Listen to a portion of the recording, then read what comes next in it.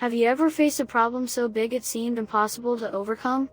Imagine a giant so tall that his armor shone like the sun, his footsteps shaking the ground, and his voice roaring like thunder across the valley. That was Goliath, the champion of the Philistine army.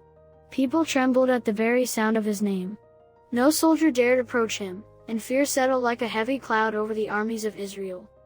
But far away, tending sheep on the hills, was a young boy named David. David was the youngest of 8 brothers, not yet a soldier, not yet trained for battle.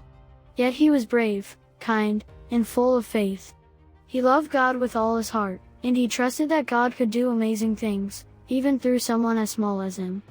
One morning, a messenger came to David with news that made his heart skip a beat. Goliath was challenging the Israelite army again. "Who will face me?" the giant boomed. Soldiers quivered, shaking their spears, but no one stepped forward. The fear was so heavy that even the strongest warriors refused to fight. David's older brother scowled at him and whispered, "You are just a boy. What can you do against this giant?" But David felt a spark inside him, a quiet voice saying that God had something incredible in store. David approached King Saul and said, "I will fight him." The king's eyes widened. "You are too young, too small, and inexperienced. The giant will crush you." But David recounted his past. He told the king about the time he protected his father's sheep from lions and bears. He had faced danger before, not with armor or weapons, but with courage and faith in God. "The Lord who saved me from the lion and the bear will save me from this giant," David said, his voice steady and strong. The king tried to dress David in his own armor, a shining breastplate, heavy helmet, and a large sword. But David struggled under the weight. It was too heavy, too cumbersome. He shook his head, removed it, and chose instead to take only what he knew: his sling, a pouch, and 5 smooth stones he had picked from a nearby stream. Every stone glimmered in the sunlight, perfectly round and smooth, ready for the task ahead. David walked toward the valley where Goliath waited. The giant laughed, a sound that echoed like rolling thunder.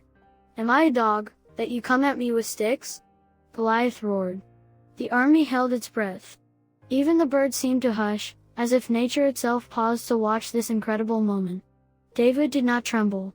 He lifted his sling, placed a stone in it, and spoke with calm authority, "You come against me with sword, spear, and javelin, but I come against you in the name of the Lord Almighty. Today, the Lord will deliver you into my hands." Goliath charged, towering over David, swinging his massive spear. David ran quickly, dodging the giant's attacks, until he reached the perfect distance. Then, with a smooth, practiced motion, he swung the sling around his head, letting the stone fly. Time seemed to slow as the stone spun through the air, glinting in the sunlight. And then, it struck Goliath right in the forehead, the only spot not covered by his armor.